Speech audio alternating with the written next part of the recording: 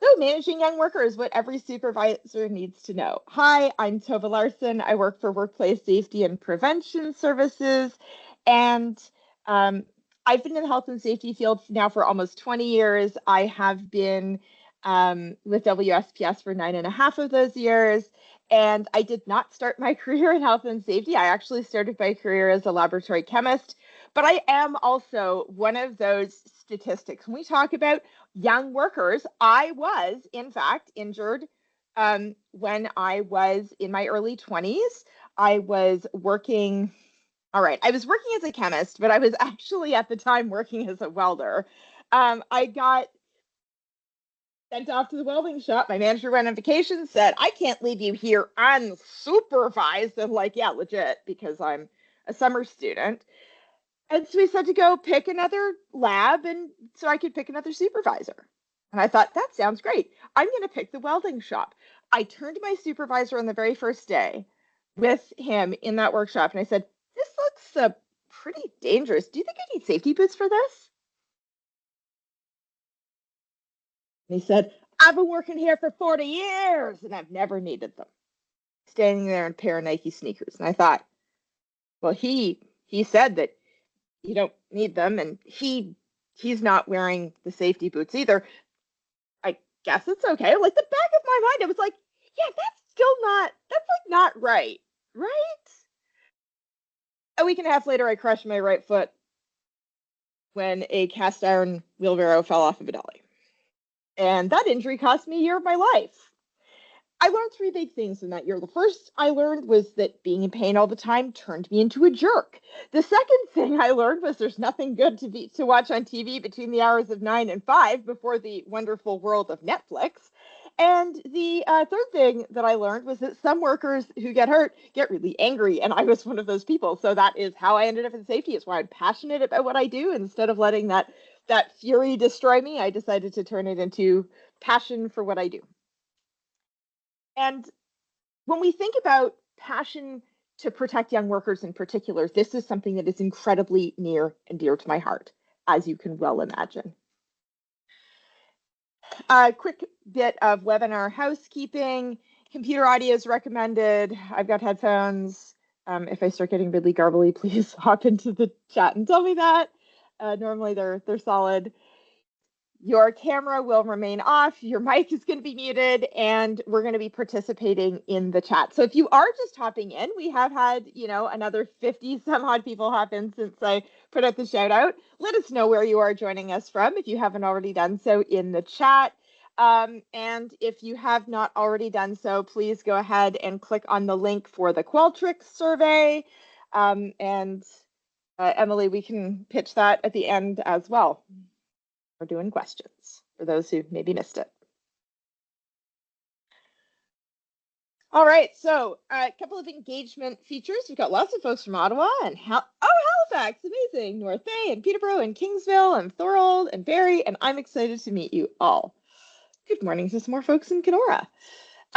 Reactions. If I say something really funny, there's reactions. You go up to the little react and you can pick a reaction, thumbs up, like that. And you might get some like some of those for the session here today. There are polls as well. They pop up in chat. Sometimes they pop up on your screen. Just choose an answer, hit submit. We, of course, have that meeting chat. To use it, you hit the speech bubble. It pops up on the right-hand side. There's a box at the bottom that says type your message here. You type a message, hit enter. Everybody can see it. To turn on live captions, you go to the three dots. You go to language and speech, and then you can turn on live captions. You can also make the screen full screen. So if you'd like to lose the chat, lose some of the other features to be able to get bigger print, you can do that as well. You go up to the view icon and then you hit full screen. What is a safety connection? It's really about learning, sharing, and discovering what's of value to you. We have tons of takeaways here for supervisors who are managing young workers. Some may resonate more with you than others. We're going to dig a lot into research, and you might go, wow, did you just talk about the brain? I did. So feel free to pick the pieces of this that you think resonate most with you It's a great opportunity for you also to share your own successes and challenges through, with your industry peers here in the room. We exchange best practice exchanges, and we attend from our personal workspace, which means we have folks joining from all over our beautiful province, and in fact, even from further afield. Hello to the folks in Halifax. So what are we talking about? We're going to talk about 4 key concepts here in the program. We're going to talk about adolescence and development. We're going to talk about social predictors and risk. We're going to talk about reporting and supporting, and young workers and supervision. So that's going to be our big picture view of today. But first, we're starting in with some polls.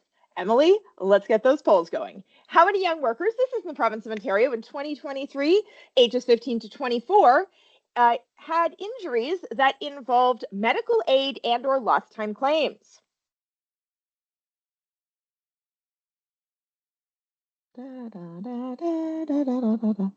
Oh, good answers coming in. I'll give you a couple more moments to answer the poll. Is it 9,600? Is it 14,700? Was it 18,600 or 25,900? If there's one thing that I've learned about creating polls for Safety Connection, it's that most people, when they don't know the answer, they pick C. But you might be surprised to learn that the correct answer is 25,900. 18% of you got it right, which is a jaw-dropping and honestly pretty devastating statistic. This comes from the WSIB 2023 Schedule 1 and Schedule 2 claims by age. Do you think this is true or false? Adolescents and young adults are less capable of controlling their behaviors.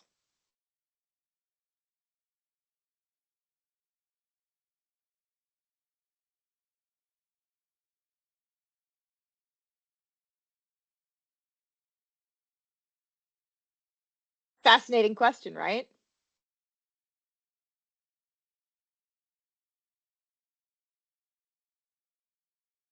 All right, so 81% said this was true, 19% said that it was false, and we'll see what the answer is a little bit later in the program. So let's talk first a little bit about what is adolescence and young adulthood. So adolescence is a unique developmental period between childhood and adulthood. And it involves a non-linear developmental trajectory. Well, there is some linearity to, like, if you're growing, you typically don't grow down, you grow up. The reality is that when we think about non-linear, there are so many different ways that we develop. There are social ways that we develop. There are cognitive ways that we develop. There are emotional ways that we develop. There are physical ways we develop. That you're not on one fixed trajectory. When we think about development, I like to think about, some teenagers develop emotional maturity earlier. Some develop physically, and that's, earlier. Some are, I remember my brother, I think, as a 14-year-old, was in this weird regressive space where he decided that he wanted to drink out of a baby bottle again, very briefly, and I think for attention. But it was a really interesting thing to watch when we talk about nonlinear trajectory of development. There are all of these little things that happen along the way. And when we look at the age range for adolescence, often people think adolescence as like 13 to like 17. And that by the time you're 18, you're an adult, you're dealing with the adult world, adult problems. And while that is partially true, the reality is adolescence actually starts around age 12 or whenever the onset of puberty happens to be, and goes until that person is between 24 and 25 years old. When we think about cognitive and brain development, we're continuing to develop. And as research is continuing to show, possibly even later into our late 20s. And so there is a whole continuum of development involved. And this does put young workers at higher risk due to some biologic factors that we're going to talk about, some psychosocial factors we're going to talk about. We're not going to dig too much into the economic factors, but if anyone here has a teenager or a young adult today, I will be the first, maybe not the first, if you are paying attention to the news, to tell you that young people today are struggling in one of the most difficult economic conditions that we have seen in a very long time. Like, I think about being a teenager and a young adult, and I was constantly broke, despite the fact that I was working, because you've got a lot of things going on. For starters, I paid for university with very little help and no debt. So where do you think all my money went? So there are economic factors that make workers put young workers at higher risk as well. We're not going to be digging into those. We're going to focus more on biological and social today. We're also going to first talk about what does the OHSA and regulations. So if you are not joining us from Ontario, this, you may have different ages in your own provincial or federal legislation that may apply to you.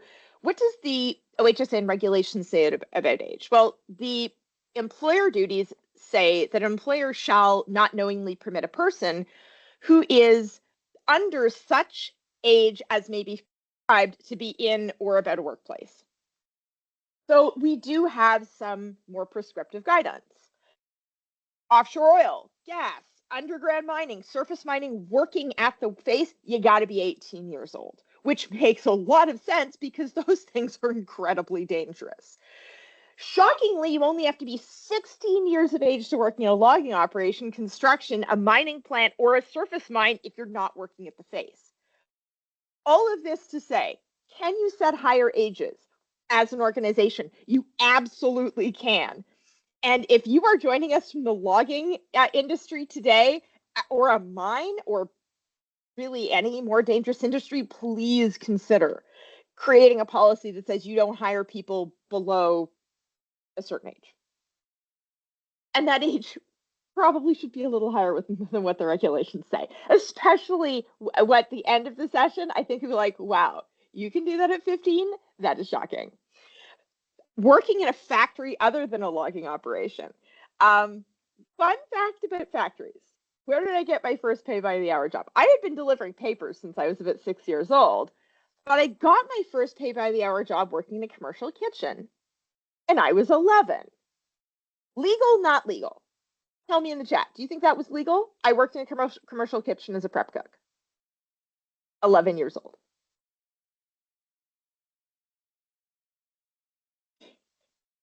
Not legal. Concerning? Does anyone have an 11-year-old? Does anyone want their 11-year-old working in a commercial kitchen? So it's like, I have an 11-year-old. Do you want? Yeah, we can't unmute Mike. So tell me in the chat. Very concerning. Yeah, hard pass. Yeah, not legal, not safe. My head chef cut her index finger off on shift with me down to the second knuckle. It was the very first workplace injury I ever saw. And she realized the only thing worse than having an illegal child laborer working in her kitchen was leaving that illegal child laborer to finish dinner service for 85 people solo. So she stuck her finger in a styrofoam cup, put it in the walk-in fridge, and spent the next 5 hours finishing the shift, only later going to the emergency room to discover it was no longer reattachable. When we talk about the consequences of employing those who are not of legal age to work, the consequences are not always to the child, although often they are. So that's my horrifying story. How old do you actually have to be to work in a commercial kitchen? Well, the regulation says 15. It's classed as a factory. If you talk to the folks at most fast food restaurants, you can work cash at 14, industrial establishment other than a factory or logging operation. But in order to go work in the back in the kitchen, you gotta be 15, and that's why. Yeah, you have to be 15 to work in a commercial kitchen. Interesting, right? So we think about young workers and age. That's my truly horrifying story of my first job, one of my first jobs. I have many, and that's not the only story you're going to hear today. So let's talk a little bit about adolescence and neurological development. Apparently, I worked illegally when I was a teenager. It was super common. There's a really good Simpsons like clip where Lisa, or I think it's the one where Homer starts his own bar because he gets kicked out of Moe's. And he's got Lisa like cutting lemons in the garage. And it's like, it's 1 o'clock in the morning. You're not even using them. This is against child labor laws. And Homer turns and says, who told you about those laws? And it It does. It totally does. There's something in The Simpsons that applies to every situation. And the reality is that as a young person, no one told me about child labor laws. They expected the adults around me to know child labor laws, and many of them did not. So let's first talk about how the brain changes in adolescence. But because when we think about decision making and behavior, the brain is largely what's driving this. Um, the adolescent brain going from childhood to adulthood has a lot of interesting things going on. The first really interesting one is that the amygdala, which is like your little reptile brain, we call it the primordial brain. It's really good at threat detection. It comes online earlier than most of the rest of those systems. So it develops its full size, full capacity as one of the earliest systems to develop. As a result, I don't know if any of you have anyone who's like 12 or 13 years old and they got in a fight with their friend because their friend wore the same shirt to school that they did.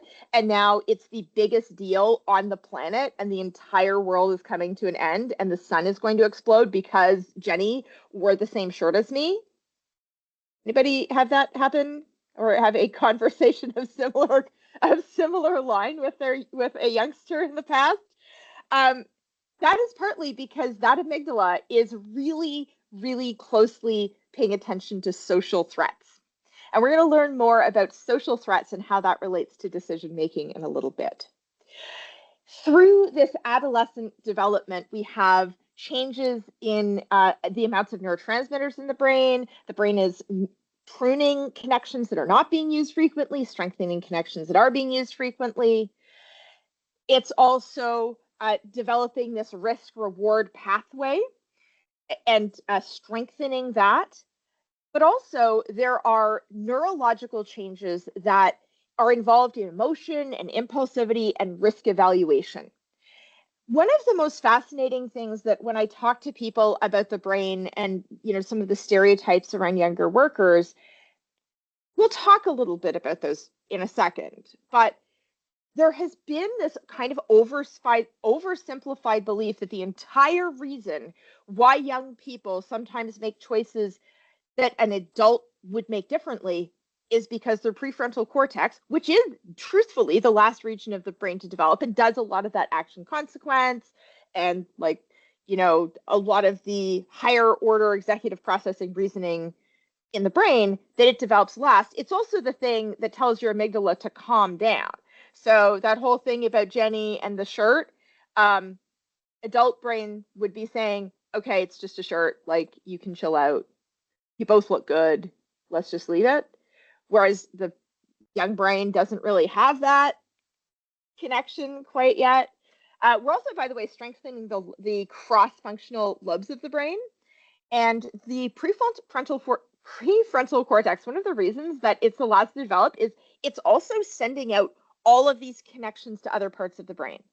So when we look at that like hyper emotional aspect, especially of younger adolescents, often it's because their brain has developed the threat detection, but it hasn't really necessarily developed the compensatory mechanism to sort of calm that down and to be able to reason against the amygdala. So a lot of really interesting things going on in terms of neurological development. Now, I want you to tell me, what are your perceptions of younger people?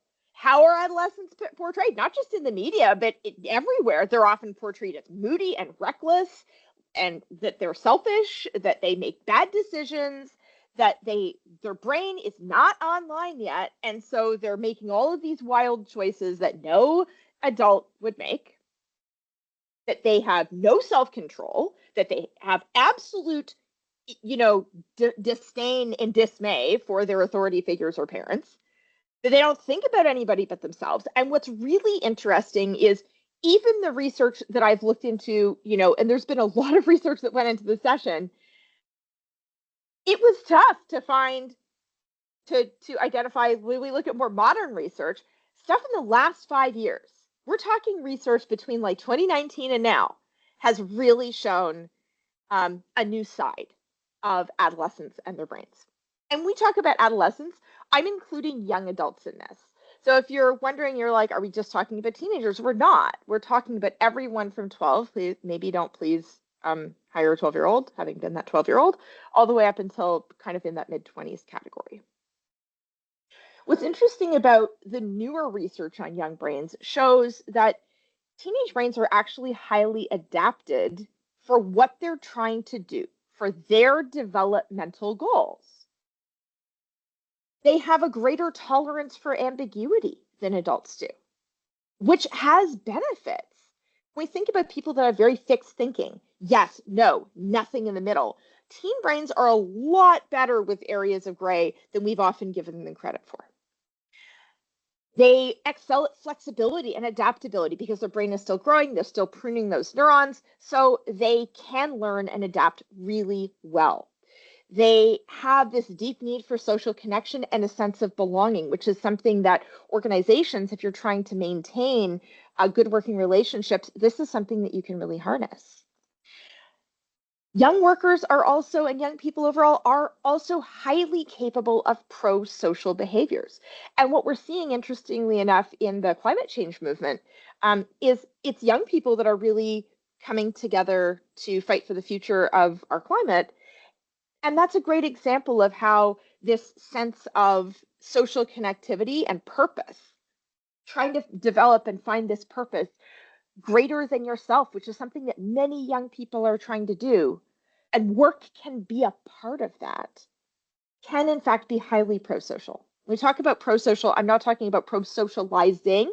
I'm talking about beneficial for them and other people instead of being detrimental to other people. Young people are also highly sensitive to in-groups and out-groups, that whole idea of cool, not cool. They also tend to neuromirror their parents, and we'll talk a little bit more about parental influence as well. But what's also interesting is they are less fixed in their ways of thinking and less fixed in their beliefs, which can be beneficial because they are more likely to be able to integrate outside perspectives, especially when provided with reasons and evidence. And we all know that we have those friends of ours, or maybe former friends, or maybe family members, that no matter what you tell them, they're still convinced that the earth is flat, right? And you go, but the evidence. And young people are a lot more likely to actually look at the evidence and change their opinion, because for them, changing their opinion is not a threat to their identity. And identity is also important. So when we think about risk, what is risk? In the health and safety world, we think about situations where people could be ill or injured, but I want to use the big picture view of risk. It's literally anything where the outcome is uncertain. And there are a lot of things that we're doing that involve some element of risk. Contrary to what we believe with young brains, or contrary to what we have believed, that young brains are bad at risk assessment, not necessarily actually the case. Young brains ultimately are designed for risk. They are designed to be risk positive. Why? Because absolutely everything you're doing in the process of separating yourself from your family of origin over time, developing your own identity, involves some level of risk. This is not all doom and gloom. Taking risks can lead to rewards also. You go and check out a new neighborhood, you might discover a new restaurant. You go and apply for a job, that's taking a risk. Every one of your young workers had to take a risk just to get to your employment place, right? To say, I'm going to get off my couch, I'm going to go get myself a job. Uncertainty is part of what can make risk exciting, especially for younger brains. And we'll talk about risk reward pathway in a little bit. Every entrepreneur who has a successful business took a risk. Every person who went out on a date, either they or the person who's going on a date with them took a risk to ask them out. And every young worker in your workplace is taking a risk of learning something new almost every single day. During adolescence and early adulthood, young people are oriented toward this slow process of separating and independence. And this process also requires a willingness to try new things. You're either going to succeed in the process or you're going to learn in the process. You're going to innovate, you're going to adapt, you're going to learn about your own gifts and talents, and you're going to establish your own individual identity separate from your parents. Identity is particularly important during this process because teens are trying to figure out who they are, but they're also trying to figure out who they want to be at their core, what their values are. They are learning from their mistakes. This is a critical period that we're moving toward independence. They're trying new roles, they're trying new beliefs, maybe they're trying new hairstyles, or they're trying to figure out what's authentic to them. One of the hardest parts about being a teenager is that absolutely everyone around you is telling you who you should be and what you should be.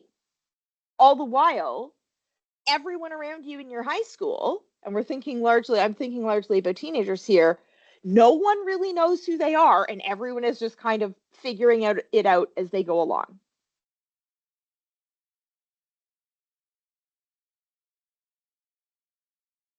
And remember, there is always a first time for everything.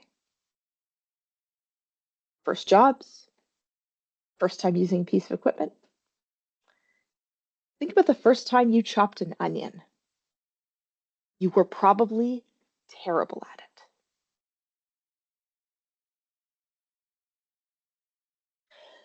All right, so what are some key takeaways for supervisors about the developmental brain? One is that there is method and logic to teen risk assessment.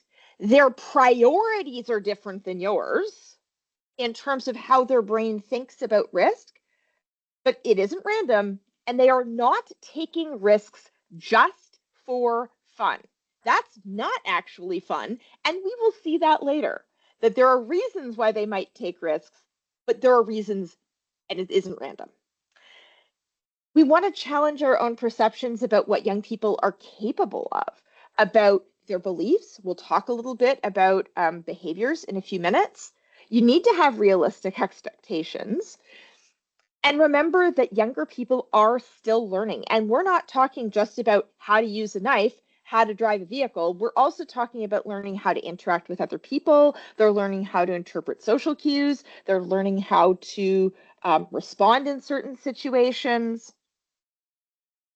Stress can hamper learning, and we'll talk about that in a few moments. And remember that you cannot change, no matter how much you may want to, you can't change how adolescents' brains work. You cannot make them grow up faster. It is a developmental process. It's like asking me to just grow and be 6 feet tall because that would be better for you. And okay, I'm in my 40s and I think 5'2" is probably the max I've got, and I'm probably going to start shrinking pretty soon. But we want to ensure that we're really finely attuned to thinking about the reality that with a great information as a supervisor, we can focus on setting our young workers up to be successful. We can optimize social environments and context to maximize engagement. One really hot tip is remember, as a young person, your concept of time is really, really strange. As a teenager, your concept of 6 months or a year from now, that's a really long time. But being able to say, if you tell me, if you use that chemical, by the time you're 40, you may as well tell me by the time I'm Gandalf and I'm like 285,000 years old. They don't have a concept of being 40.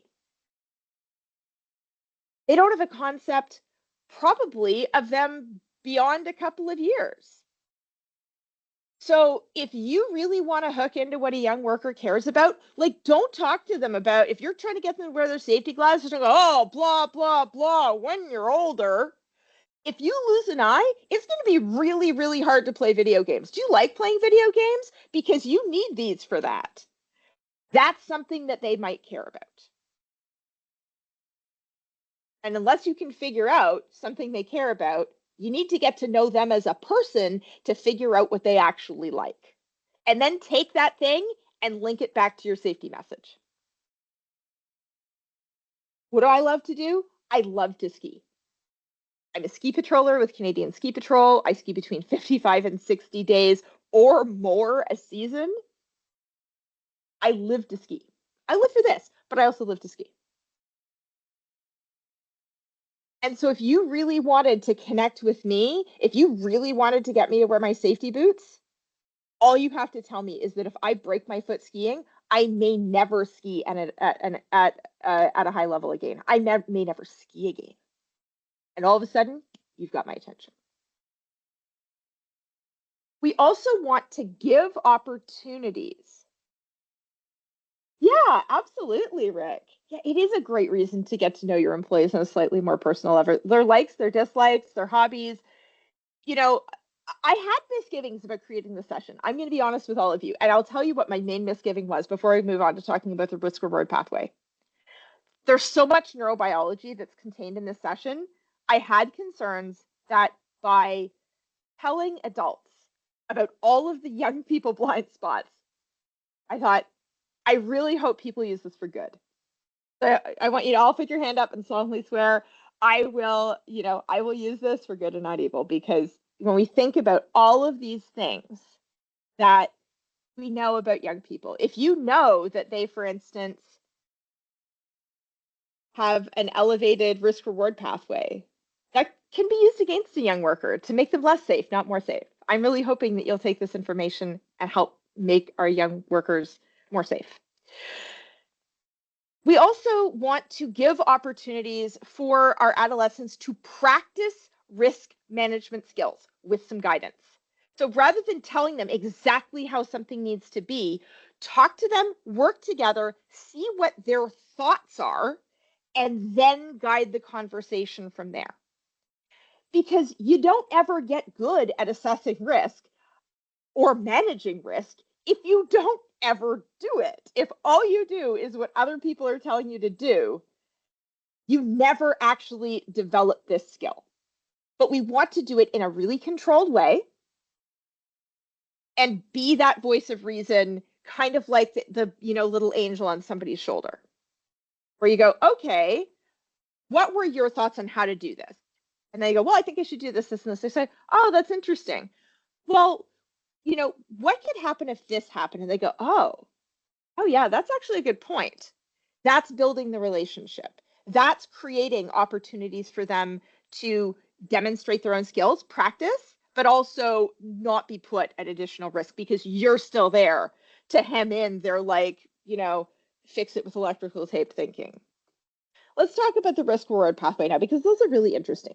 It starts with dopamine. And dopamine is, of course, our brain's happy drug. It is that reward neurotransmitter. And it is involved in numerous processes, things like emotion and mood and learning and memory and concentration and alertness and motivation, but also in movement, just in our ability to be able to move our bodies. What's fascinating about dopamine is that it is at its highest in the brain during that adolescent period, that 12 to 24-ish period, peaking in those early 20s years. And your brain is ultimately performing a risk assessment every single time that you're doing something. Adolescents are more willing than adults to engage in uncertainty, actions and behaviors involving risk where the outcome is unknown, but where a potential reward exists, and reward is key. Your brain does a risk assessment to decide if the juice is worth the squeeze. If you do the thing, the brain will flood with dopamine when we expect to get a reward. Now, you may or may not, in fact, get a reward. You could even have something horribly go wrong. It's in the risk with potential benefit that you get the reward. And this whole thing is jacked to max in our teenage years. Lots of folks believe that teenagers are hormonal and make bad hormonal decisions, but the research actually shows it's the dopamine, not testosterone. It's not necessarily like flooding with estrogen. That's not the biggest driver of a lot of these decisions that are made around risk. And as a result, teens, because of their higher dopamine levels overall, it makes their brains more sensitive to the rewards or potential for rewards than adults. The research shows this hypersensitivity. And what's fascinating, for those of you that said absolutely teens are they're less capable of controlling their behaviors. The research actually shows that's not true. Studies show that adolescents do as well, if not better. And the studies are right at the bottom. There's a lot of little, they're not links. I have all the links, but there are studies that show that adolescents actually excel at controlling their behavior, provided that there is a reward at the end of sufficient value.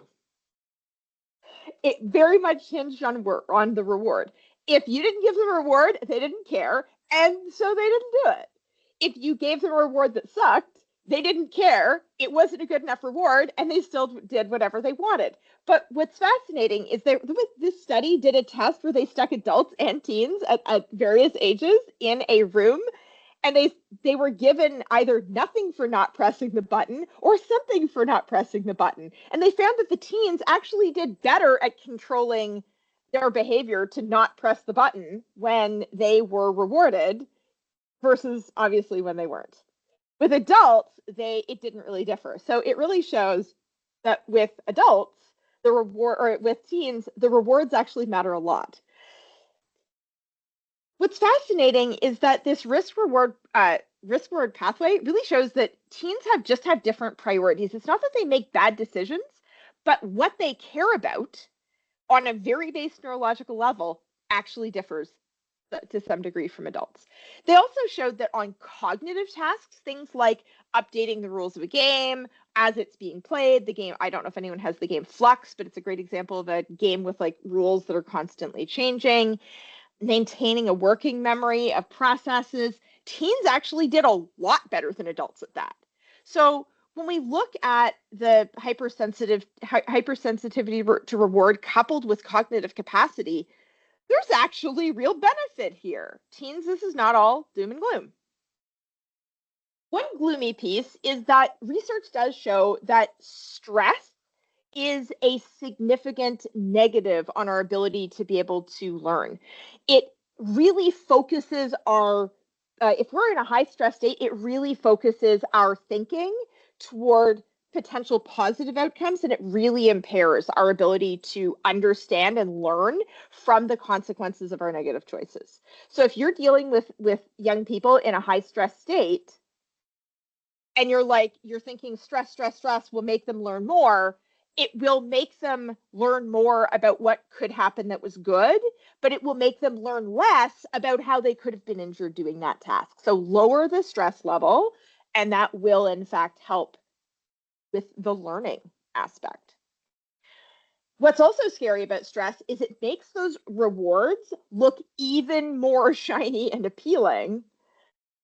It also orients our brain toward preventing loss rather than future gain.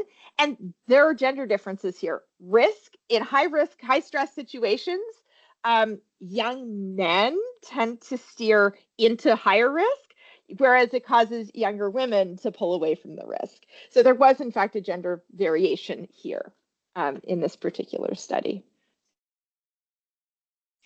So what are some takeaways around for supervisors using the risk reward pathway? One of the ways that we can create reward for young workers is for them to be able to develop mastery. If you give them a task and then you allow them to be able to get good at it and then celebrate that success, that can help them orient toward getting actually good at that task. We can also give them opportunities to be able to demonstrate their individuality and creativity, which then we reward, and it builds that relationship, but it also allows them to practice. What's the name of the study? Staff loves citations. I think that was one that I missed putting the citation at the bottom. But Paige, if you want me to send it to you, I'm happy to send any of the links to you. And by the way, Emily, these are not all not every one of them is going out, but if you want a link to a particular study, because I have pages and pages of them, feel free to send me an email at tova.larson@wsps.ca. So another one of the takeaways is to activate learning through gamification. Gamification involves having elements of chance and uncertainty in training that's designed as a game. So we're not talking about taking a chance on somebody not knowing how to use the dangerous equipment, but really making it fun. That actually reinforces the risk-reward pathway and makes that learning stick. And there is some research to show that as well. We want to give age-appropriate, developmentally appropriate stretch goals to incentivize workers to take on new challenges, but again, develop that opportunity for mastery. Be sure that young workers know what's in it for them. That risk-reward pathway, if they know that the benefit of them wearing their personal protective equipment is being able to, or I'm going to use a hairnet as a good example. If they know that the reason that they wear that hairnet at your local dairy bar with the stick blender thing is so that they are able to go to prom with all their real actual hair instead of having been descalped and wearing a wig, all of a sudden you're like, okay, I can see how this is relevant to me. We also want to adequately reward young workers for what they do. Sometimes we don't adequately demonstrate our appreciation. Sometimes we are not compensating them appropriately, or we're not treating them fairly. And all of that means that you are losing opportunities to be able to, have that person stay and develop a long-term working relationship with them. Let's move now to talk a little bit about physical development. And when we think about physical development, often we think about the changes of puberty between a child and an adult body that's sexually mature. But that's not actually what we're talking about here largely. But we're talking largely about physical growth. Adolescent bodies are still growing. They're developing neurologically as well. And they often have different proportions than adult bodies do. I look at, some of my nieces and nephews, and they're super tall and thin, and then they fill out later, right? That can lead to struggles with fit, not just fit of workstations. Workstations that are designed for adults are not designed often for teens or for younger bodies. So adjustability becomes important. Uniforms can also be a real aspect to talk about. When we think about uniforms, if you have somebody who's in an ill-fitting uniform, that can get drawn into machinery, that could light on fire. If you're wearing something that's way too big for your body, it's actually presenting safety risks. Personal protective equipment that fits adults may also not fit a younger person as well, especially if they're a smaller person. Now, in terms of this development, some of the other things we want to consider are that they're adding both height and muscle mass. Neurological development includes changes in the brain that we just talked about, but also changes to the nervous system that involve controlling the body and controlling our behaviors. And there are also impacts around, first aid and risk of long-term permanent damage. A lot of folks forget that younger bodies, our bones are still growing. So if they have a fracture, it might be a green stick fracture where the bone bends and breaks in particular ways, things like a buckle fracture. That's a very unique type of fracture to someone who is still in their, growth type years. But you could also have damage to the growth plate that can lead to long-term complications involving ongoing medical intervention. There's also neuromuscular development. Adolescents are not only discovering their skills, they're discovering what they're physically capable of. How much can they lift? They're a lot more likely to go to the end range of their lifting capacity or joint range of motion because they don't necessarily know that that's their limit. How do you know your limits if you've never actually been to the edge of that limit? Do I suggest that you see how far you can push your young workers and see how much they can lift? Absolutely not. That is not the pitch here at all. But when you look at someone who's in that younger category and say, well, what made you think you could lift that? The answer is because they don't have any reason to know that they can't. They're also changing. Their body is changing. They're having to adapt to a body that's changing. So as they're growing, as they're developing, as they're adding muscle mass, I remember getting into that like gangly kind of stage where I'd grown and I was still just trying to refigure out how to make all of my body parts work the way I wanted. I was wildly uncoordinated during that period. And often as adults, we forget that we went through all of this. Every one of us did. There's also neuromuscular changes. They're developing muscle patterning, both exact timing, and exact order of muscles to fire to do a particular task. And that's something that is getting better as they get older. There's a reason that nobody will let you drive I guess in Ontario and places out in Western Canada, there are some differences here. But in Ontario, you can't drive a car until you are 16 and get a license. And one of the reasons for that is that you just are not physically and mentally developed enough to even consider thinking that you might do that safely until you're at least 16. You're also developing the physical coordination. It's still something that's in development. And they're developing efficiency with their movements. They're also developing neurologically our ability to be able to process information coming in. We live in a really information heavy world. Being able to figure out what's important, what's not important is a process in and of itself. And we have so many more sources coming at us when we think about, there's a lot of information out there. Some of it's distracting, some of it's even misinformation. Where we need to use our critical thinking skills to discover that it's actually fake news. And all of this information requires us to interpret it, unlock both literal and hidden meanings, which is a process that again develops over time. We're trying to figure out causation and even predict future probabilities. And that is again cognitively complex. And we see this, if I want you to picture an adolescent learning to drive. There's so much going on inside the car, outside the car, inside the teen. Outside the car, there are dogs and kids and pets and bicycles and other, road users. There's other cars, there's stoplights and signs, and there's curbs, and there's like pedestrian crossings. And oh, I think that's a great question. And I think they're probably sitting in a car and haven't actually driven yet. But that's a good catch. I didn't catch that. I go through every photo looking for a safety lens, and that is one that I absolutely missed. So kudos to you for catching that. And I think you replace that photo for the next round. I wanted to find the scared teen in a car, and that was one that got missed. We're also trying in this process. We are there are blind spots, there are mirrors, there's warning signs and alarms and stoplights, and there's stuff inside the car. There's all of those blinking lights. There's so much going on. There's how fast you're going, how much you have to turn the car to make it go where you want. There's how hard you have to hit the pedal. If you hit it too hard, then you lurch forward. There's the radio and your friends, and all of this is complex. And we have to learn how to filter out what's important and what's not important. And at what point the stuff you thought wasn't important becomes important.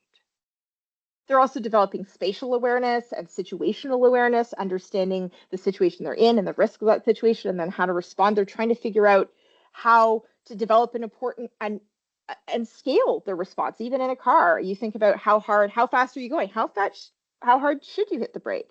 When you see teenagers learning how to drive, they do a lot of like jittery stop-start because they're still trying to figure out even the scale of how hard to hit the thing.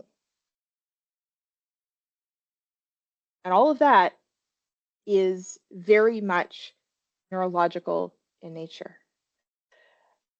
Understand that there are also folks with disabilities, whether it be autism, whether that be ADHD, other types of disabilities, sensory processing disabilities that can make filtering information more challenging. And this is true at all ages, but you also have that duty to accommodate young workers up to the point of undue hardship the same way that you would with an older worker. Many disabilities are invisible, and often we forget about accessibility when we're thinking about young workers.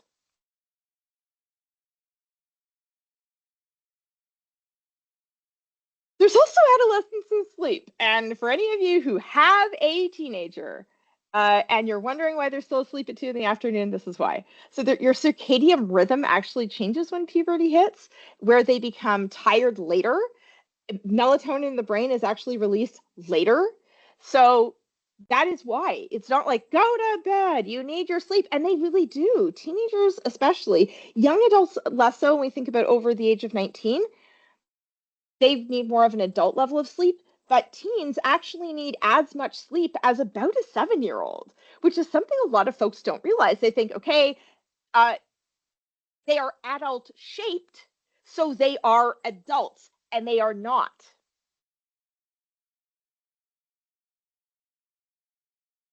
Their circadian rhythms are different. They tend to sleep later in the morning. Our rhythms start to return back to more of an adult type pattern in our early 20s. Fatigue is a major factor for young workers. I remember working at a job where my trainings, our in-service trainings, were at 6 a.m. And I was 22 when I worked there, and I was one of the oldest staff we had. Most of them were 16 and 17 years old. And you want to know how completely destroyed those people were at 6 o'clock in the morning? It's like asking you to get up and do work training at 2 o'clock in the morning. And I'd like you to tell me how awake you would be.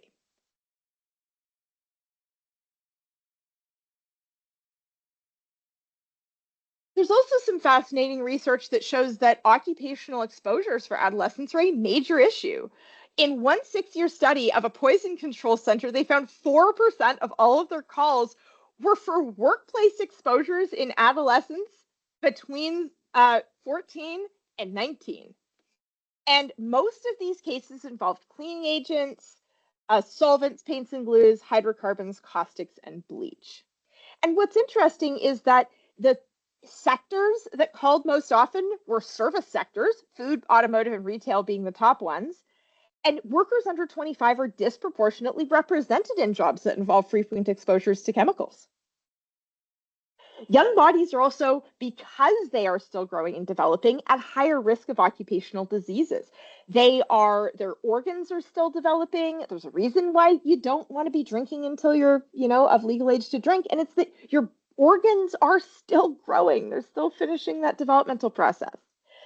There's rapid cell division during this period of time, and they tend to eat more per pound of body mass. And if you have a teenager that just ate you out of house and home, that is very true.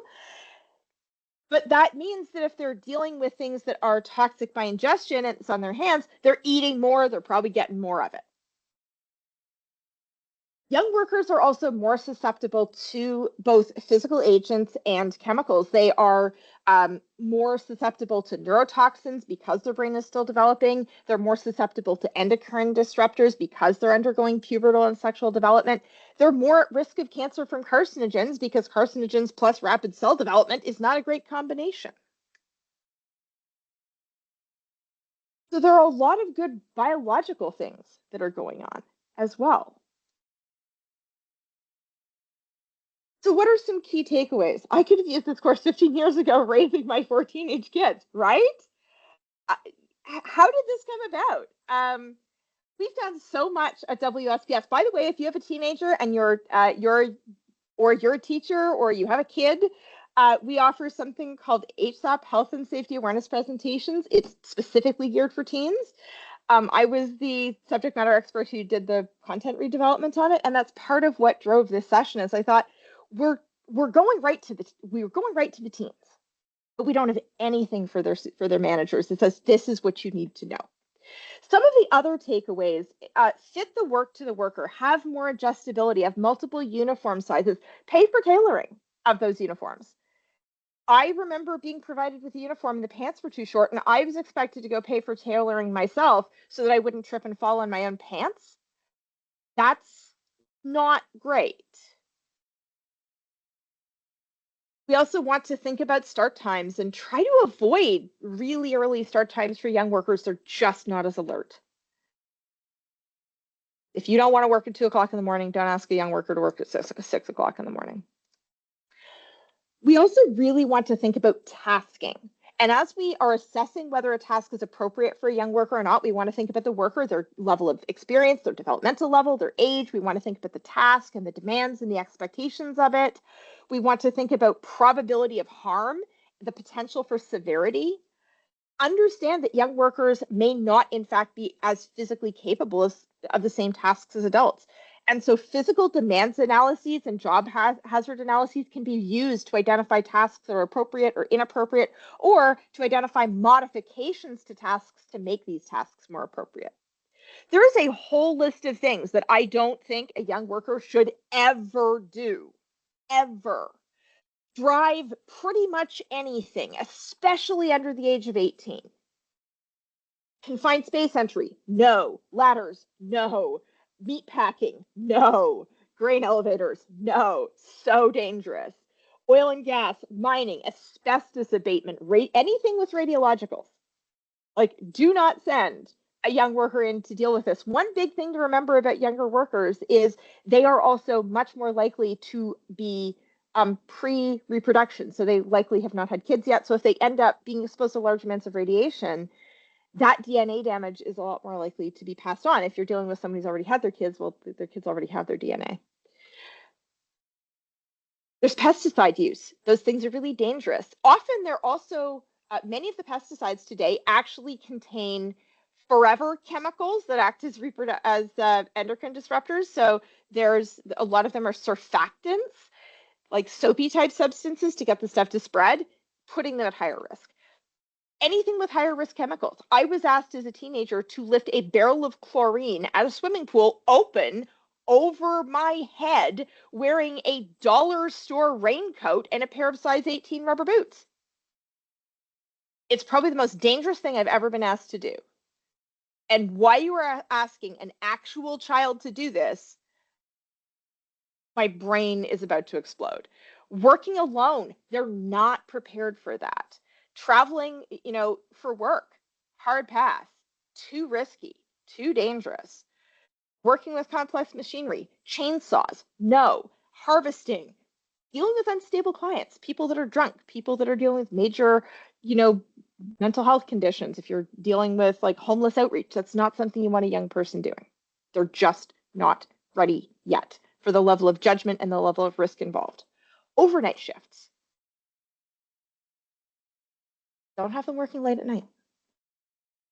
They're a lot more likely to encounter violence.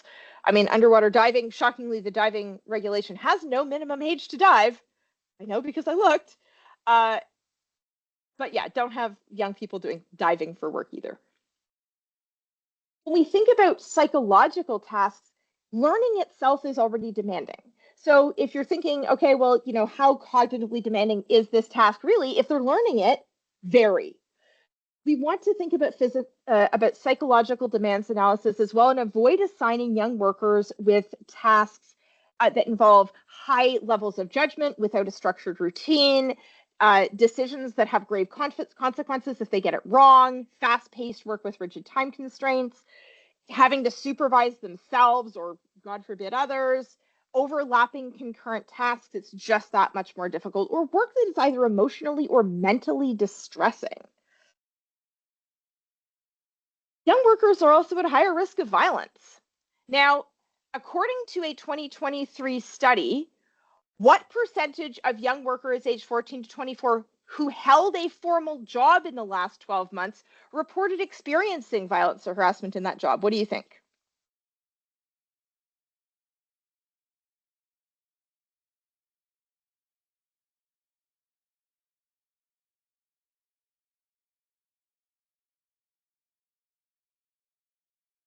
Seeing some answers come in. Right now, 50% are saying that the answer is 60, and I hate to say it, but you are right. It is 60%. This was research, I'll be the first to admit this research was done in the United States. Most of the rest of this was done in Canada. But of the 60% reporting experiences with violence or harassment, 53% reported verbal abuse, 24% reported being sexually harassed. They found that customer service workers had the highest rate of violence. They found females were more likely to have experienced violence and more likely to have experienced sexual harassment. They found that males were more likely to be experiencing verbal abuse, and LGBTQ plus staff were in fact at higher risk due to homophobia and transphobia in our wider world. And that can in fact come into our workplaces. Yeah, no, wow. It is, wow. There were so many stats that I found as I dug through all of this research. There were many that I was just sitting here and my heart hurt. Like I had to take a minute just to give myself a little bit of care because some of the studies were really difficult to read. Some of the violence reduction takeaway strategies. You absolutely need to provide training, provide really high quality training. Don't just do this as a computer-based learning. Be sure that you have your young workers' backs. Use your risk assessment, this workplace violence risk assessment that's already legally required, to drive development of proactive prevention programs like cash handling, like a working alone program that says that you cannot do this until you are an adult. Avoid working alone, avoid volatile or unstable clients, avoid confrontational situations. If you're sending a young worker in to deal with someone who is, extremely violent, no. Do not ever send somebody who's young into a client home. Once that door closes, you have no idea what's happening behind that door. Don't have them working late at night. They're just at much higher likelihood for violence. I worked at a swimming pool where one side of the neighborhood was being controlled by a gang affiliated with the LA Bloods, and the other side was being controlled by a gang affiliated with the LA Crips. And I got a ton of training on how to dive in after draining people. I got zero training on violence. Despite the fact that we had guns pulled on us, we had knives pulled on us, we had arson fires, we had a swarming in the pool. Nothing prepared me for the level of violence that I saw at that pool. And nothing prepared me for the emotional aftermath of that violence.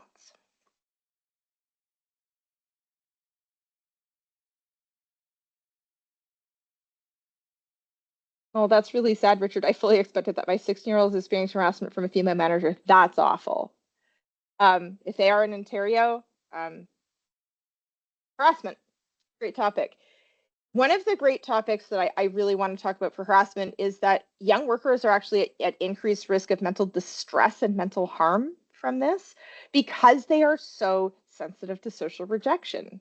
And where they have a perceived lack of power in a workplace, young workers are less likely to report, and they're more likely to eat themselves from the inside out as a result of being harassed. They need to know how to report this. They need to know what will happen next if they do report, and they absolutely need to know if they're not satisfied with an investigation, they can call the MLITSD and have another investigation initiated. Young workers are also not as experienced with working relationships, so they may not necessarily know what behaviors or boundaries are work appropriate, what's okay, what's not, and how to connect with their coworkers, especially of different generations. So providing things like respect in the workplace training, opportunities for them to be able to practice some of those skills. We want to provide customer service training that allows them to be able to practice some of those challenging situations. We want to be mindful that young workers may be misinterpreting social cues or engaging in behaviors to try to build group cohesiveness, to sort of feel like they're part of the crew, that may be inappropriate simply because they're not being given appropriate avenues to be able to build those relationships. And absolutely take every single report from yeah, that's another good one. Is acronyms are tough. Acronyms can be a tough one. because they may not know what the acronyms mean. With when it comes to workplace violence and risk assessment and harassment in particular around group cohesiveness, behaviors, social cues, we want to be providing a bit of training to really allow them to understand what those relationships look like. In preparing for difficult situations, one thing we can certainly consider is providing de-escalation training. That's something WSPS does in fact offer. And be sure that supervisors are prepared to step in. What was the acronym that I just used, by the way? You remember it? I'm happy to explain it. MLITSD. There we go. Yeah, it was the Ministry of Labor, Immigration, Training, and Skills Development. Appreciated. WS stands for Workplace Safety and Prevention Services. So, right there. So let's talk a little bit more about takeaways for difficult situations. One of them is to provide really clear policies for transactions. But if the customer becomes irate, be sure that there's a manager that's in that space ready to step in. Address interpersonal conflict positively and early so that we can continue to build those working relationships. And we also do want, for staff that are doing high stress jobs, I used to work, like I said, as a lifeguard, and it is a high stress job. You are saving drowning people. That's the job. The reality is, though, that I was provided absolutely no information on a critical incident stress. Nothing prepares you for pulling an unconscious child out of a pool. And knowing that that could affect me mentally was not part of the training that I got. So let's talk about social risks.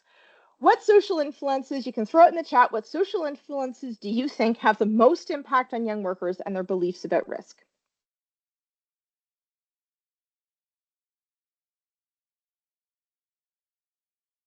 I'll let you throw some of that into the chat. In terms of social risks, remember we have that hypersensitization, the in-group, out-group, social rejection. So there's concern about losing acceptance. There's also social pressure that can be positive or negative. We think about those friends that are a good influence on your kids. We really want that as much as possible. And we talked about being less fixed in their perceptions. So social media is coming up as number one. We have some great social media here at WSPS. Friends or peers, seeing videos of unsafe work practices online. Some thinking they're funny. Yep, absolutely. I think that's a great point. Fellow employees not being on board with safety, body shaming, bullying. Oh, absolutely. You hit on some really good ones. When we look at what the research shows, it shows that parental risk actually often mirrors young worker risk, and parents who have a high risk orientation actually increase their teenagers' risk. There's coworker risk taking, and it has the highest correlation to individual risk taking orientation. And supervisor influence actually reduces that level of risk. So let's talk a little bit about some of these. In terms of the parental influence, there was a project called Project Neuroteen that actually showed that teens shift to align their risky choices with the risky choices of their parents. If their parents are adrenaline junkies with the motorcycles, they tend to themselves orient toward that level of risk. They also are more likely to have a similar temperament to their parents. And what's fascinating is that despite the eye rolling, parents actually do play a key role in helping adolescents process work-related issues. So be sure that you're talking to your kids. If you have a teenager or a young adult, ask about the jobs they're doing, the tasks they're doing, share your own work-related stories from when you were young to help build that relationship. I remember sharing that fluorinator story with my dad, and he said, "Why didn't you tell me what was going on at work? I could have protected you." And I didn't even think to talk to him about it, even though I was really struggling and I didn't know what to do. What the research shows on coworker influence it is the strongest predictor. Young people may use behavior mirroring to build relationship and group cohesion. They're looking at others to find out what the unwritten rules are. There's the written rules, and then we all know that there's that whole set of unwritten rules. When we think about workplace culture, it's all of the stuff that happens when supervisors are not looking. And by ensuring that you are setting people up for success and that even the unwritten rules are on the safer side, by being really consistent, you are helping to ensure that all of our coworkers are setting a good example for each other, because that culture really does rub off on both younger workers and older workers. When we look at peers, if you've ever noticed that the collective IQ, yeah, rules are grossly underrated. Yeah, they are. And I think when we think about unwritten rules, we're not just talking about policy program. I've seen lots of places where they have great SOPs, but then the SOP differs from what they actually do. Or, there's like, well, this is how it is, but this is how it really is. And you want as much as possible to set one clear understanding or expectation, so you're not having to decide, am I going to do it the way the policy says, or am I going to do it the way all of my coworkers do it? When it comes to research around peer influence on risk orientation, peers also play a role, but in the workplace, not as especially if the peers are not there, it's a little bit less of an impact, more so if the peers also work with them. One fascinating study was a simulated driving task, not a real driving task, thank goodness. And they found that young teens were 200% riskier with their friends in the car. Young adults, those like 20 to 24, were 50% riskier with their friends in the car, and adults showed no increase. Peer presence really does increase risk taking, and the reasons for it are fascinating. This is why if you've ever noticed, like, you get a group of teens together and you go, wow, why does the collective IQ seem to go down the more kids you get in one spot? And this is why. It is because of peer pressure and reward. Peer pressure, peers just being present, actually supercharges that already supercharged reward motivational state. Teens also have a strong preference for immediate rewards, but only when their friends are actually present. And approval from their friends is also a form of reward. So when we think about social norms, yep, I can totally believe that. Absolutely.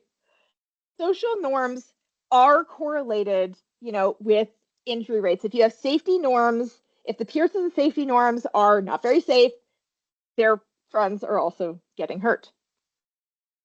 So let's talk some key takeaways for supervisor influence. Setting workers up for success, being sure they have the tools, the information, the resources. Avoid making assumptions. You may assume that someone knows how to use a ladder. Like, you don't want that young worker getting up a ladder. They say, oh, have you ever used a ladder? Oh, yeah, I've used a ladder. Cool, get on the ladder. They might be someone like me who learned how to use a ladder from a man who actively steps on the thing that says this is not a step. We want to provide hands-on training. One of the things young workers cited most frequently is they wanted the training repeated over and over. Yeah, so they're confused, not focused, has selective hearing. Well, selective in the sense that their priorities are different, so you have to hook into what's in it for me in order for them to hear you. There's a great rule of 7. Fake it till you make it is definitely a huge problem. And this is where creating the space to be vulnerable is so important. Psychological safety is critical here. We want to set clear expectations, hold workers accountable, but when you do, you need to give them the opportunity to be able to make it right and to redo it, because they're still learning. And especially if you can make it a learning opportunity and take a bit of the stress out of it, they're more likely to learn from the learning opportunity. If you make it super stressful, they probably aren't going to learn anything, because all they're going to remember is how freaked out they were.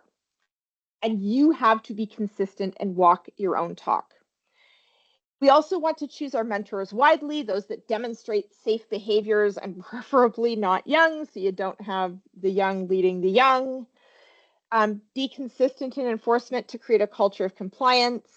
We also want to give those safe, appropriate opportunities to build group cohesion, so they don't use horseplay to build group cohesion. I remember watching some guys stacking patio chairs who could stack the patio chairs higher. That was them bonding. But if that's how they bond, they're doing it in a way that's not safe. And don't allow friends to loiter. If you are, especially if it's like fast food or something, and they've got their friends hanging out in the corner, get those friends out of there. They're at work and their friends, this is not the time for their friends to be chilling at that workplace because their friends are there and you've got that peer influence. I like that. Repeat the concept 7 times in multiple different ways. Research also showed that young workers are, and I'm just going to skip over this one. I want to go to the next poll. Emily, this one was what percentage of young workers experience lost time injuries failed to report them? What do you think?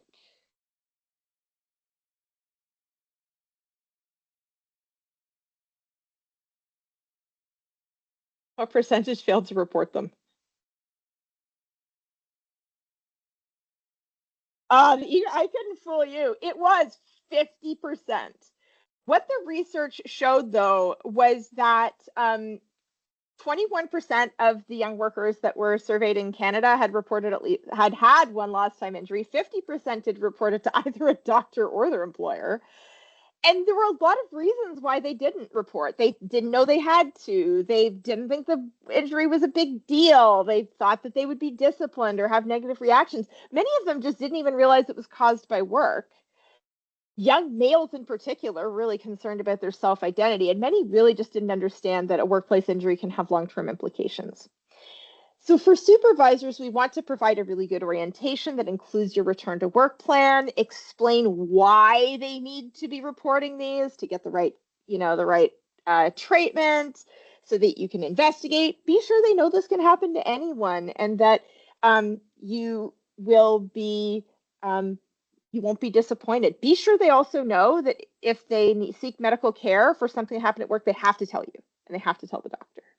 And what to expect after they report, such as upper management phoning them or needing to complete reports. We want to avoid discussions of blame, investigate so that they can see changes.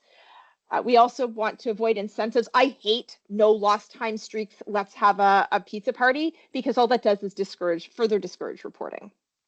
Make sure the forms are simple, that you provide training on illnesses that come on over time, and to include an option where possible to report to someone who's not their frontline manager, who they may be honestly pretty scared of. Oh, Tiffany, that sounds atrocious. That sounds so bad. Yeah, I was laid off and bullied by my lead hand and factory manager. It's the number of young worker stories I hear is just my heart hurts. Other takeaways, be sure that they meet your first aiders, that they know that if they need to get a Band-Aid, that they need to fill in a report for that, a first aid record. Ensure that they know that you'll pay for transportation. I've seen lots of young workers where they don't want an ambulance because they're afraid that they're going to be the one to pay for it. And even older adolescents could be a member of your first aid team. Adolescents also often are not the same as adults for first aid, especially teenagers. There's privacy and modesty that's important. Don't undermine their concerns. This may be their first serious injury of their life, and don't forget that if they're under the age of 18, you may need to contact a parent or guardian as a substitute decision maker. One big takeaway here is teens often need a much higher level of reassurance. I deal with teens on a regular basis in my ski patrol capacity, and my goodness, the amount of reassurance they need can be very, very high. We also want to present our young worker with a suite of documents. Be sure that you fill in the Form 6 and Form 7 together. Put these in an envelope with blank Form 7 and Form 8 for the doctor, sticky notes with who to follow up with to make it as easy as possible. Provide contact info for WSIB, provide contact info for the employer to their parent or guardian as well. And connect regularly, because the number of young workers I see that will simply ghost their employer after they get hurt because they don't know what's next is pretty high. All right, so we're talking young workers and supervision now. So we're going to talk research. What's fascinating is the research shows that where you have power dynamics, poor culture, and poor training, unsurprisingly, young workers reported less and had higher injury rates. And places that had proactive supervisors, high level of supervisor commitment, and high quality training, there were lower injury rates and higher reporting. What's fascinating is that while most of the young workers perceived their supervisors positively, few of them actually reported that they thought they were approachable.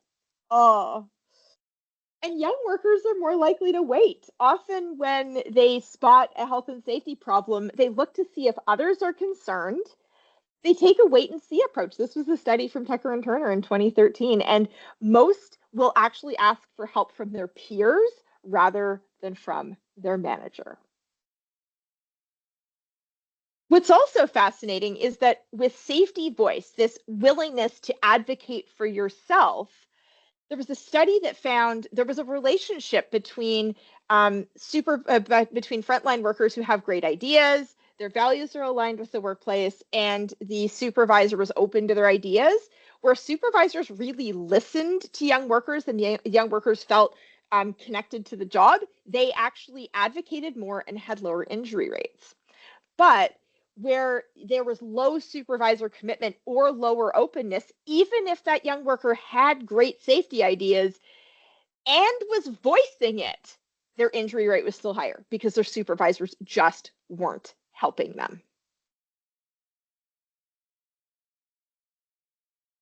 What's also fascinating is that the research shows that, contrary to popular belief that young workers are less likely to report safety concerns, this study found that with a clear supervisor commitment to worker safety, both older workers and young workers reported at roughly equal rates. But where the mixed messages on safety were mixed, it was young workers continued to advocate quite simply because they could not read the room enough to know their supervisor didn't care. It was the old workers who read the room and just didn't say anything, which was really interesting. We also want to think about whether we're creating vicious cycles where someone reports, we dismiss it, we tell them it's not a big deal, or we take action, but there's no communication, or we take no action at all, or even get angry at the young worker. If that happens, they are never reporting again. And what the scary part about this is they're never reporting again, not just to you, but to their next workplace and the workplace after that. You have such a key role as someone's first supervisor. You are setting them up. All of what they're learning about culture, when we talk about unwritten rules, everything they are learning about work from you is stuff that they are going to take with them for their entire career.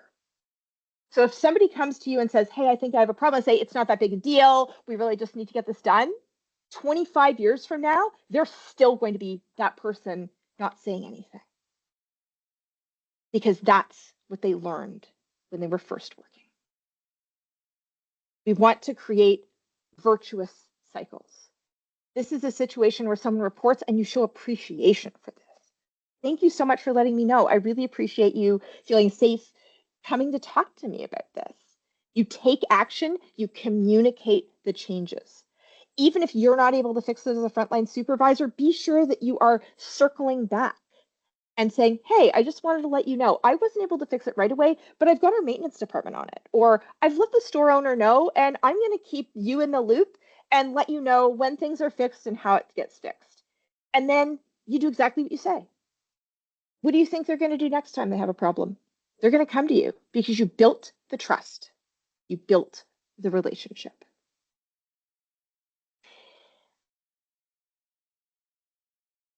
Yep, absolutely. Older workers probably experience upper management not wanting to pay for the recommendations. For those of you that are thinking, oh, I'd rather cheap out on safety, I suggest that you look at section 66, subsection 2.2 of the OHSA around aggravating factors. Reducing cost or increasing revenue is now an aggravating factor in the sentencing. Just a heads up on that. We also want for supervisors to really think about ways that they can be more proactive. One interesting study that I didn't cite found that supervisors, in fact, starting the conversation about safety was, in fact, effective at reducing injury rates. To say, oh, my door is open, did absolutely nothing because young workers are a lot less likely to walk through it. So you have to be the one to start the conversation. You're doing this to combat wait and see. You're doing that to combat, I don't want to bother my manager, which was one of the top reasons workers cited, young workers in particular, at not wanting to voice concerns. We also want to follow up and keep workers in the loop. If they make a suggestion, does it actually get done?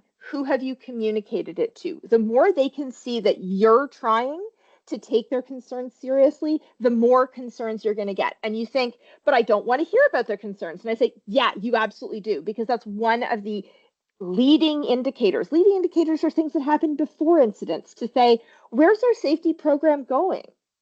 Don't just count the number of lost times you had.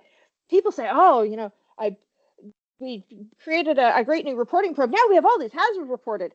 Uh-huh. So that now you hopefully have less injuries reported. That's a good thing, not a bad thing. We also want to clearly, unequivocally demonstrate commitment to safety in both our words and our actions. They're looking at actions just as much as words. They're looking to see if you're authentic, to see if you tell the truth, to see if they respect, if you respect them. Respect is a two-way street. You don't get respect by telling someone to respect you. You get respect by being someone that they can trust, being someone they can look up to. We want to listen, but don't judge. Ultimately, you're looking to build relationships with them and relationships among the team. These are things that really work. One of the most fascinating things when I talked really early on about how being a teenager is really hard because everybody is trying to figure out who they are and everybody is kind of faking it till they make it. You being yourself, you being authentic, you showing empathy, these are things that break through that wall of everybody is just kind of faking it till they make it. Teens will latch on to people that they believe are real, are truthful, are trustworthy.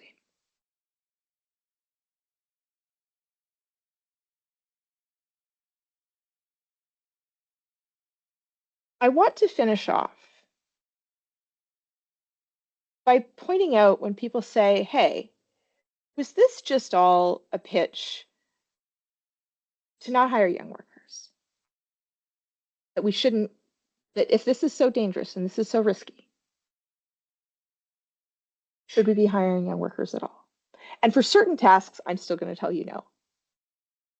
Don't send a teenager into a confined space. It's just not safe. But I want you to remember that what you do as a supervisor has such a huge influence on your young workers. I want you to think about hiring and giving a young person a chance. I want you to think of it as paying it forward to the next generation. Every one of us started off somewhere. Every one of us somebody had to take a chance on us for the first time, where we were learning this for the first time, where work was new, having a manager was new, maybe having to get there and be on time was new, having to wear a uniform was new.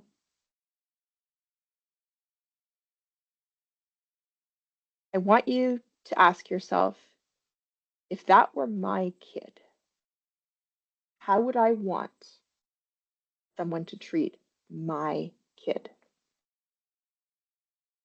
And then pay that forward.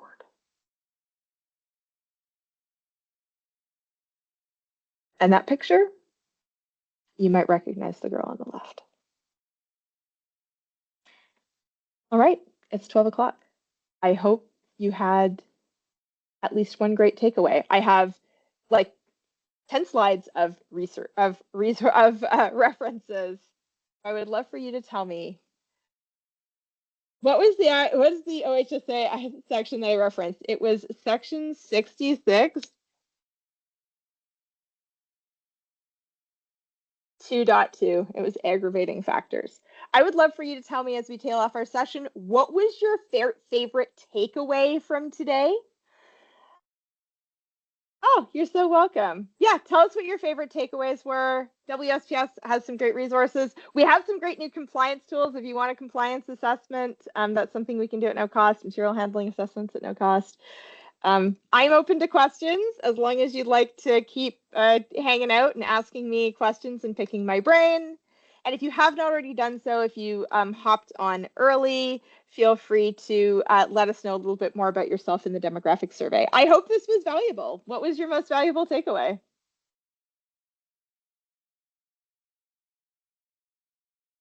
You're so welcome.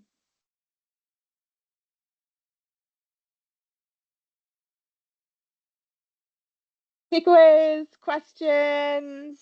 I hope this was valuable. I hope you had at least one great takeaway or like light bulb moment you go, wow, yeah, I didn't think of that. You're so welcome.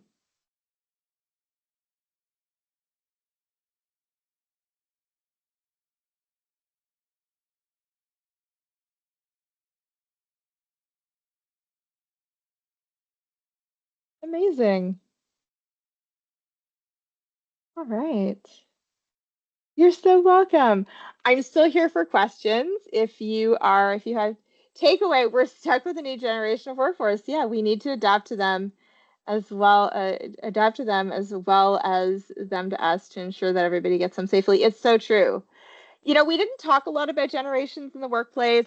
One of the fascinating things that I find with generations, by the way, is that um, when people say, oh, blah, blah, blah, this generation, that generation, when you actually look really deeply, many of these are life stage differences rather than like core generational differences. So it can be really tough to say, like, does this generation really think differently? Or is it just that, this generation is like, I think about my generation, I'm right at the tail end of Gen X, and all of my friends are like right now in the middle of dealing with, a lot of them have like young families or teenage kids and older parents, and so they're just stuck dealing with all of that. Very different priorities at that stage in life than someone who is maybe in a generation Z today, who has priorities around maybe they have a drive to travel or they have a drive to go back to school. Like, your priorities are just completely different, so your life is different.